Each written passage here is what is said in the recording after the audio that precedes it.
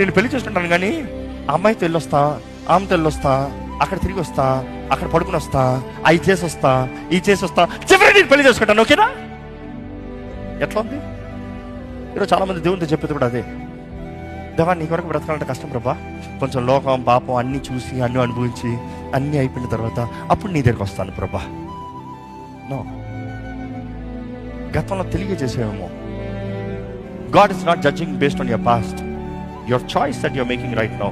విన్న తర్వాత నిర్ణయం చేస్తున్నావు చూడు, దాన్ని బట్టి ఉంది. ఎరగక అంధకారంలో చేసిన దాని గురించి దేవుడు అడగట్లేదు, చెప్పిన తర్వాత చేస్తున్నావు చూడు, దాని గురించి తప్పును పట్టుబడతావు. చెప్పి చెప్పి చేసిన వాడికంట, మరలా చేసిన వాడికంట ఇంకా క్షమాపణ లేదంట. ఎప్పుడైనా చదివారా వాక్యం? తెలిసి చేసిన వాడికి ఇంక క్షమాపణ లేదంట. అంటే దేవుడు క్షమించడం కాదు, వీడి మనసాక్షి చనిపోయింది, వీడికి ఒప్పుకోలు రావట్లేదు. పరిశుద్ధాత్మను ఒప్పించినా కూడా ఒప్పుకోలు రావట్లేదు. ఈ డజంట్ వాంట్ కన్ఫెస్, అంతే. అందుకని చూడండి, కొంతమంది పేరుకి క్రైస్తవులు అంటారు కానీ ఇంకా పనికి మన జీవితంలో బ్రతుకుతారు. పేరుకి క్రైస్తవుడు మంచి విశ్వాసం అంటాడు కానీ అక్రమ సంబంధాలను జీవిస్తూ ఉంటాడు. కారణం మనసాక్షి చనిపోయింది.